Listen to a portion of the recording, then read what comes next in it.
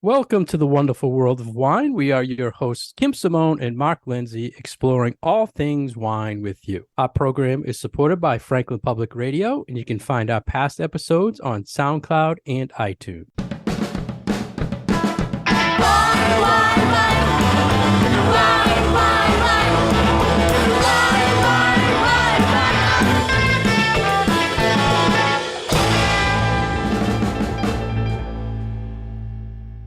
Hello again, everybody, and thanks for joining Kim and I today on the wonderful world of wine. How are you, Kim? I'm doing fine, Mark. Good to talk to you again. You too, and excited for today's show, Kim, because it's football season, my favorite time of year. I know you love football.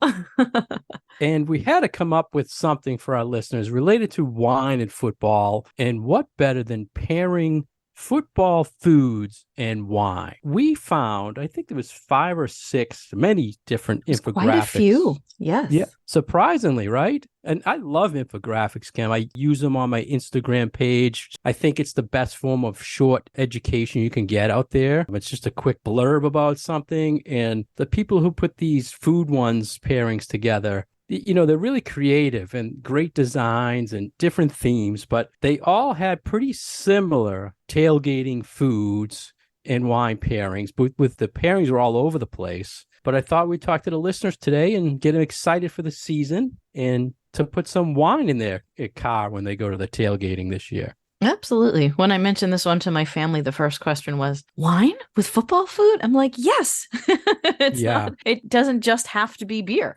Like there is a lot of variety of snacks and things that we might want to have with us either on the couch or tailgating. And I think that wine has a place next to a lot of those foods. Yeah. And whether you're tailgating in the parking lot or in your house, right? I mean, these are foods that travel or on your couch. They all work. And I bring wine with me when I tailgate.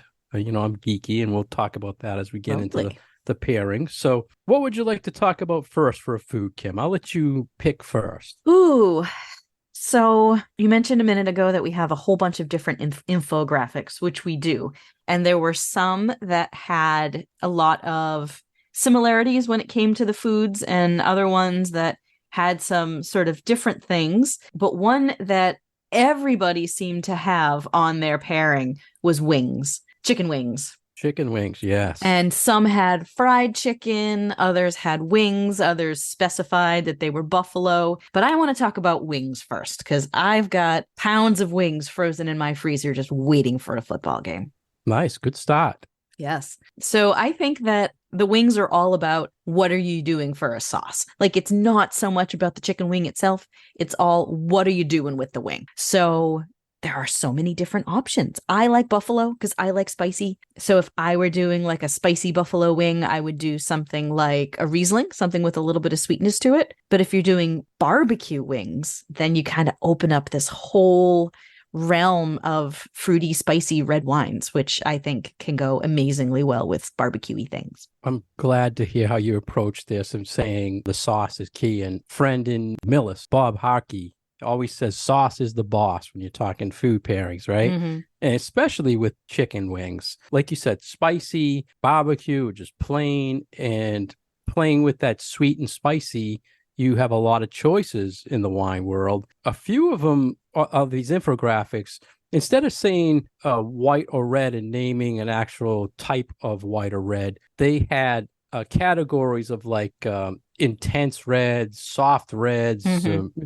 Did you like how that was put, how they kind of paired the wines with the foods? I liked it in the way that it was trying to pair the weights of the wine with the weight of the food. And that's one of the ways that I like to approach food and wine pairings. So it was less about the flavors in the particular food with the flavors in the particular wine, and more is the weight of this wine going to stand up to how heavy or how delicate or what have you for the food. So in that respect, I did like that they did pairings like that. But I think it was nice because we do have a variety of things. You know, some approached it that way, and some approached it by either a specific grape variety or even down to a particular producer. But yeah, I'm kind of okay with doing it in a category. I think that makes it a little bit easier for, say, wine geeks like us to figure out what that wine is, but I think it makes it a little bit harder for somebody who might not know by looking at a bottle of white wine, whether that's a sweet white or a heavy white or an oaky white, you know?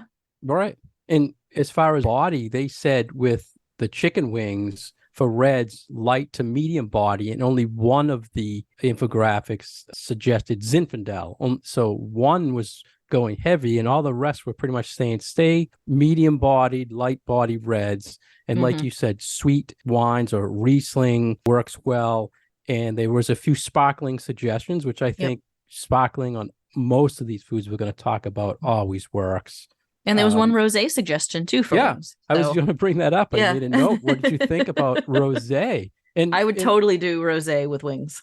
Because rosé, there's really no heavy body out there. They're usually light or medium bodied. I think it works great. So let's talk fried chicken. Kim, you mentioned wings. Were you done with the wings? I'm done with wings. All right. So sauce is boss. Is that what Bob says? Yes. Yes. That's his line with food. And a lot of these we talk about that is key. How the sauce you're having on the food or how you're preparing the food really matters when you're pairing with wine.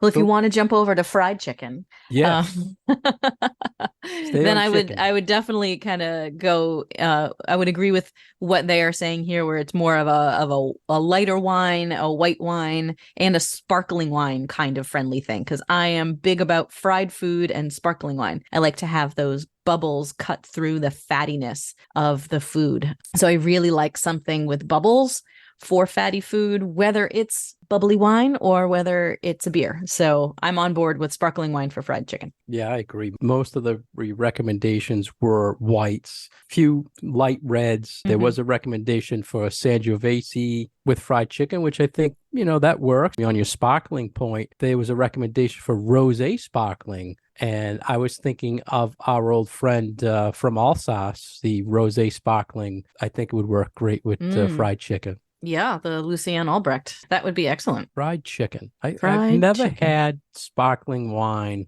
with fried chicken, I don't think, but it sounds like it would be a great pairing. I think you got to try it. So what you want to move on to next? We did wings, fried chicken. I want to do one of the, I think, harder things to pair, like spinach dip or spinach and artichoke dip.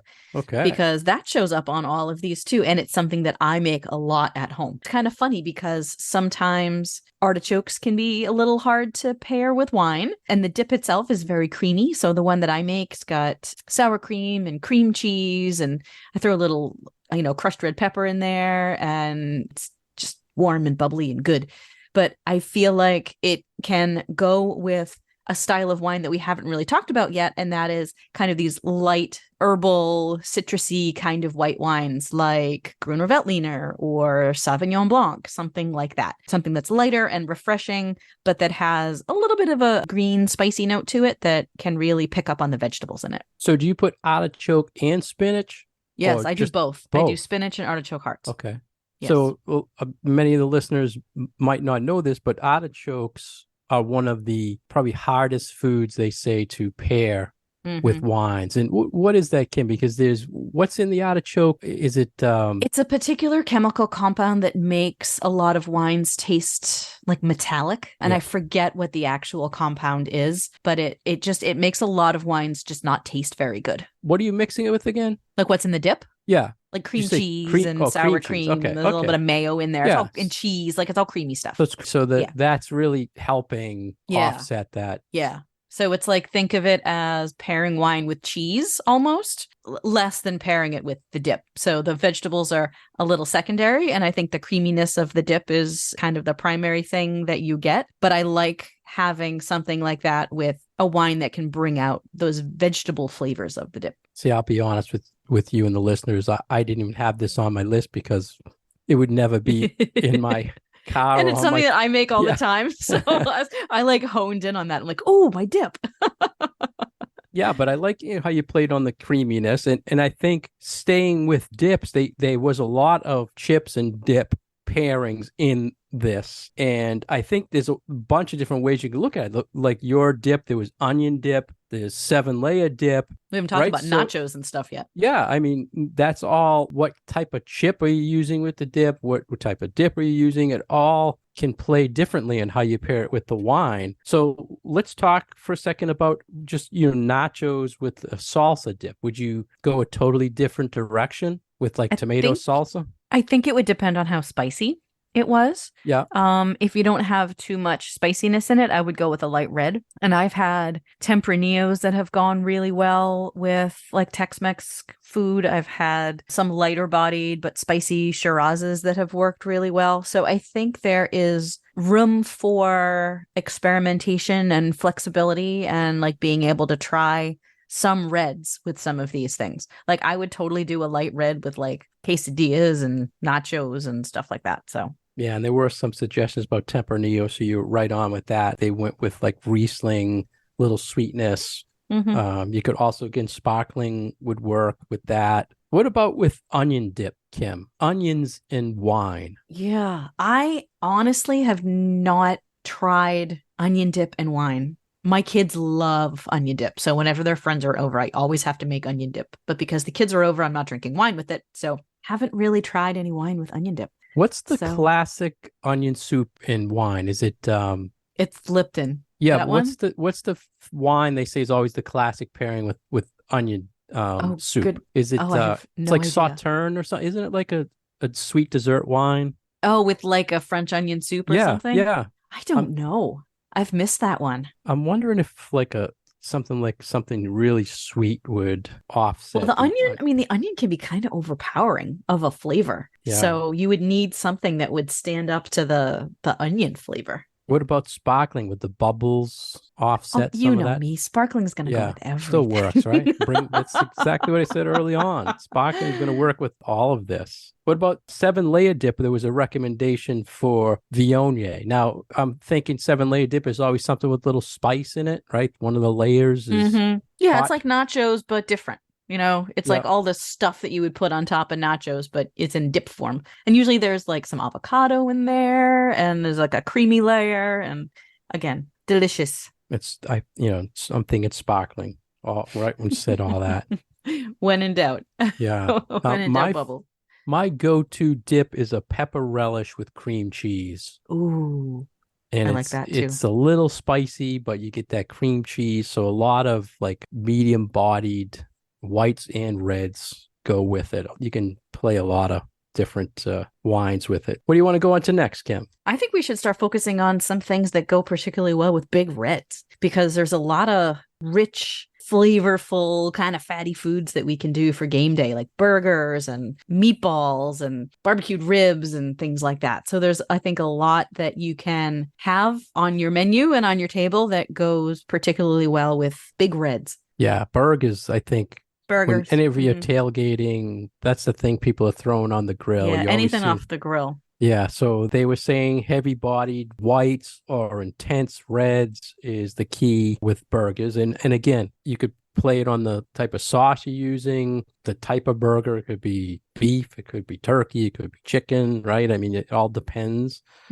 One of the things I saw that I really liked for a suggestion was Lambrusco with a burger. I think it's a great pairing. What'd you think of Lambrusco? It's nice, and it's a different suggestion. And I really like Lambrusco with like fatty, meaty things like sausages and pepperoni and, any of those things. So I think it would actually go really well with the burger because it's palate cleansing and it can be refreshing. And I think that just makes a really nice counterpoint to a fatty burger. And you get the weight, you get the fruit, you get the bubbles, it hits all points for pairing. And they said, intense wines, a lot of cab. There was even one Tanat recommendation, which is really, really heavy. What about whites, Kim, with the burger? What do you go for when you're having a burger and a white wine that's not sparkling? I think you could do a whole variety of things as long as it's got a little bit more going on. So I think Chardonnays would be fine, whether oaked or unoaked. Definitely do a Chardonnay. I think Chenin Blanc would also be a nice pairing.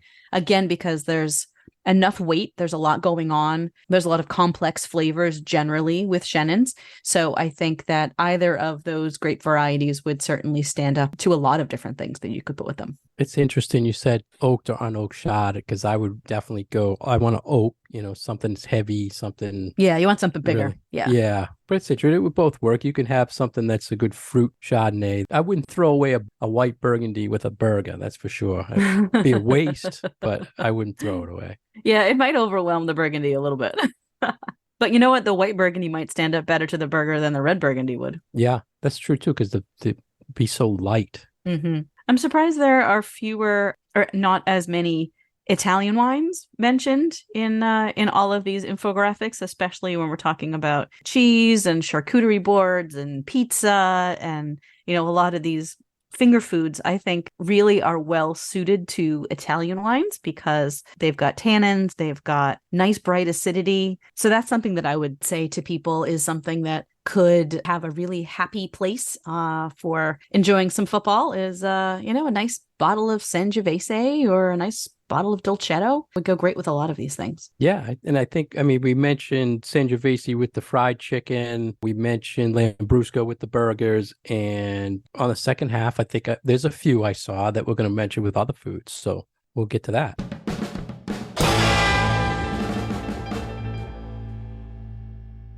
You're listening to The Wonderful World of Wine, and we are your hosts, Kim and Mark. We are supported by Franklin Public Radio in Franklin, Massachusetts, and you can find us on Facebook at The Wonderful World of Wine. You can find more information about Mark on his website, franklinliquors.com, and more information about myself at commonwealthwineschool.com. It's football season, everyone, and we are discussing football, food, and wine pairings, which could be a little bit maybe outside the norm for a lot of people, but we're finding that there are a lot of traditional either tailgating foods or just sitting at home watching the game foods that can go particularly well with different styles of wine. And one of the ones that I wanted to bring up was add a little bit of spiciness to our table and something like jalapeno poppers or, a spicy queso dip and trying to find a wine that goes with spicy food like that. Now, I know you're not a super big fan of spicy food, Mark. No, not But jalapeno. Don't know if you have any thoughts on Chicken. this one. No, but I would definitely want to kill the heat. Something, either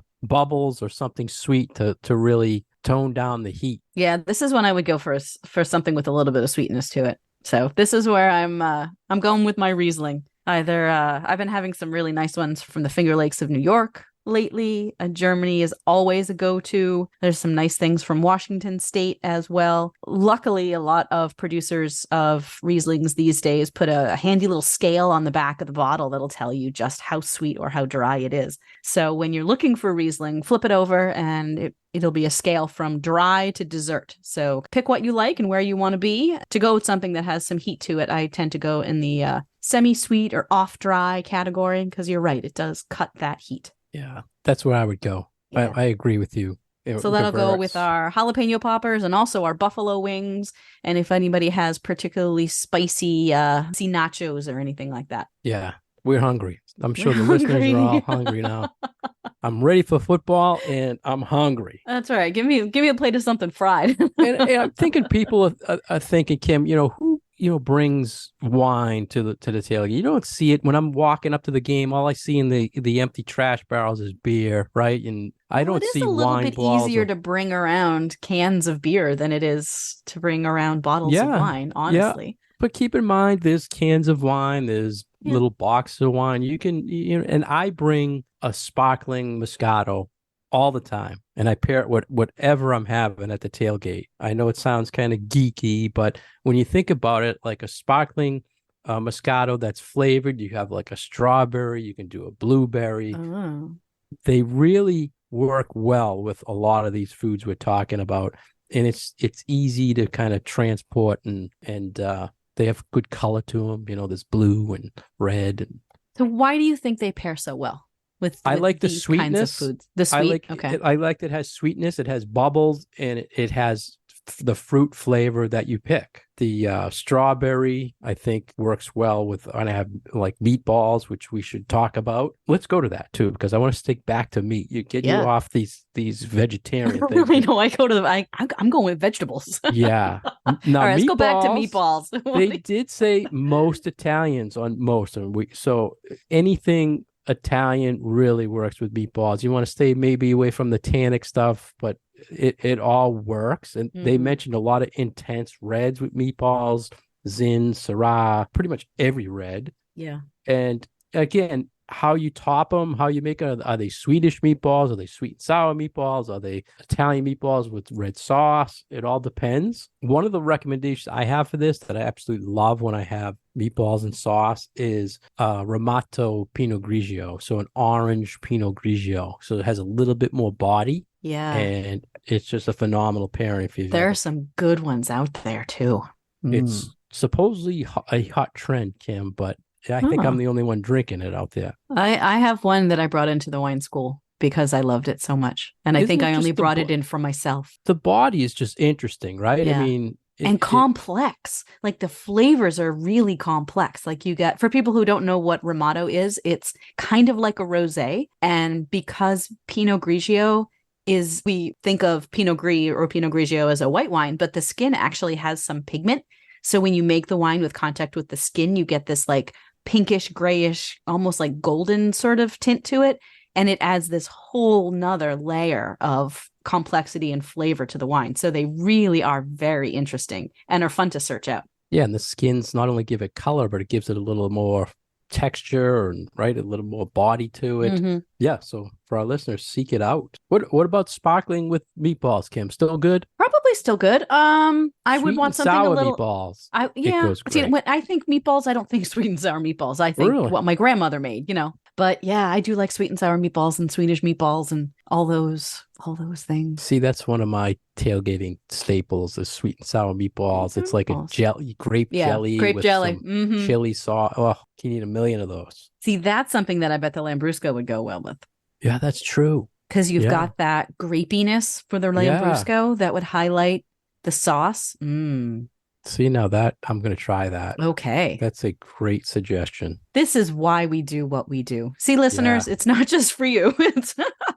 It's for us too. It helps us with our party throwing. Yeah. So what next, Kim? I had a couple of more, I think probably staples that people have when they having football foods and wine. Sure. What's your next one? What about pizza, Kim? Everybody has to have pizza. I mean, that's the Domino's is always advertising during the game, right? Halftime, good go out and point. get your pizza. Yep. Yeah, we And do. Well, that's true. We do pizza when we do Super Bowl parties. It's true. and they mentioned red. They said Barbera from Italy. That I would be think one of my it's go-tos. Yep. I tell you, I've been having a lot of fantastic Barbera d'Astis lately. Just the fruit lately in the vintages has been like more of a blueberry than a cherry. Okay. And man, it would really go good with pizza. Medium bodied, good acidity to go with the sauce. Yeah, and the last few vintages have been pretty good from Northern Italy. So there's a lot of good stuff out there right now to Yeah. buy. And great bargains too.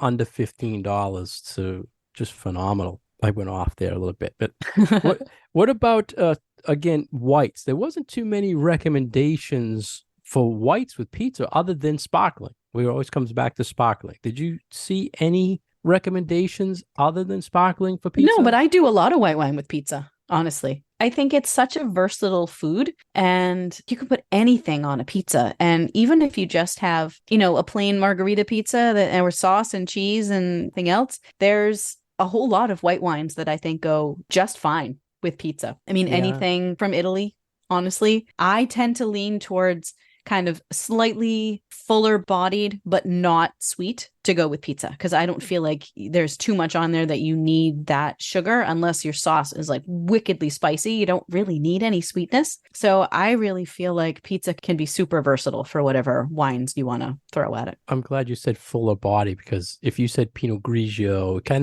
just the food just overpowers a Pinot Grigio. It's just so light bodied and doesn't really work. But there's so many other Italian whites that have more body that really work well. A lot of whites from Spain too can totally stand up to food like that. Yeah. The other one I had, Kim, I think we have to talk about, you see all the time when you're tailgating is a sausage, right? And again, this is similar to talking about the wing topping. Is it a sweet sausage? Is it a hot sausage? Is it my favorite Chinese link sausage? Ooh, those are the red ones? Yeah. Yeah. Those with some sort of sparkling is just, a really good, you got a little bit of sweetness with the sweetness of the sausage. But again, if you're topping it with onions and peppers, we might be going a different direction with the pairing, right? So I go a completely different route when it Okay. comes to sausages, because I think Italian sausages and peppers and onions Yeah. Yep. and all those sausages have fennel in them. So I like a white wine that has like a really herbaceous note to play off the fennel. So Nice. like something like a Verdicchio or a Vermentino, something from central Italy that's going to refresh when you taste it, but also not completely disappear because it has a lot of the same flavors as with the sausage. So it's going to complement it pretty well. That's a good suggestion. Jealous too, because one of the things I have problems with when I'm tasting Italian whites is detecting herbal and nuttiness in Italian whites. Because I'll be a tasting these people like, oh, this has hazelnut or this, and I get none of that. I just have a hard time detecting it. Mm-hmm. But does it really bring it out with the food? I think when it's the herbal side, yeah. Yeah. Like that herbaceous thing I get. Not so much the nutty. I think what you're talking about is like when they'll say like, oh, this smells like almond flour or whatever. And I'll be like, I have no idea what that, like that. Right. It's too delicate. And they'll get it in the profile on the taste too. Yeah. But I think some of those green notes, for me at least, are a little bit easier to pull out when I'm tasting a wine. Yeah. So do you like more the traditional non-hot sausage? Yeah, I like mild Italian sausages. Yeah. Yeah. There's some with out lots there of onions. again, if it's a hot sausage, you need something to kind of kill that heat. Yeah. Yeah. So something sweet or something sparkling. I like your idea with the Chinese sausage, though. That sounds really good. Yeah, I love my Chinese link sausage. The only problem with them, I never know if they're cooked because they just, I always burn them because I get so nervous. Anyway, one of the things I thought interesting in all the 6 or 7 infographics we saw, I did not see any real seafood dishes. No, there was nothing. Which when you go to, tailgating around, people have football parties around here, there's usually some sort of seafood, right? A lobster or clams or something. Crab cakes or something. So all of these, out of all of them, I didn't see one that had a seafood. No, me neither. Well, maybe because people feel like you're going to be, maybe in a hot parking lot for the afternoon and you don't really want to do seafood. Yeah. Well, I've been in many more cold parking lots. That's true. I'm thinking the beginning of the season and not the end of the season. Although there was one that was potato salad. I'm like, how long is that potato salad going to stick around? Those things you don't pack. Oh, what we missed, Kim, was chili. Oh, we did miss chili. We talked a little bit about spicy, but chili's another one of those that right? depends That's a classic football dish. Totally.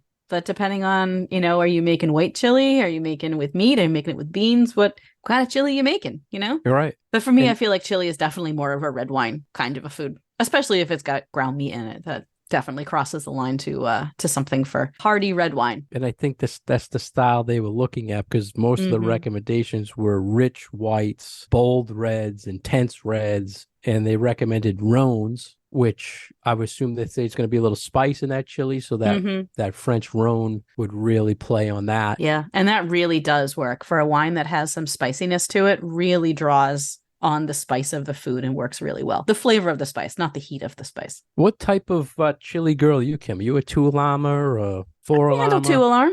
Maybe a little bit hotter. My spice tolerance has gotten better as the years have gone by. Yeah, I'm at the 2 level too. I don't go much beyond that. Well, if you can handle 2, then I'm sure I can handle 3. Well, I've never gone above, but if you can't do the buffalo wings, I don't know. Yeah, true. What about the Chardonnay with chili? Oaked? Does the oak play like, go the opposite way, or should we go fruit with Chardonnay? I would go chili? fruit. Yeah, I would go fruit. That's personally. What I was thinking too. Yeah. We're pretty much on the same page with, I think your tailgating and football party foods are different than mine, but. Yeah, I like to change it up. Yeah. Now I got to have now that I have these meatballs and Chinese links on my mind for tailgating next. So anything else, Kim, you think we should cover with football food and wines? I think really the takeaway is that there's a lot of variety in food, and there's a lot of variety in wine, and mix and match and see what works for you. But I think a couple of takeaways is something with some fruit and maybe a little bit of sweetness for those spicy things, and just match the weights. Heavier food with heavier wine, lighter food with lighter wine. Great suggestions.